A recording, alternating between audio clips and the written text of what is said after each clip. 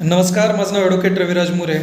Indian Pinal कोडमध्ये एकूण 5 शिक्षेचे प्रकार दिलेले आहेत, परंतु आता नव्यानेच लागू होणारा जो भारतीय न्याय संहिता BNS 2023 हा कायदा आहे, त्याच्यामध्ये एकूण 6 प्रकार दिलेले आहेत शिक्षेचे.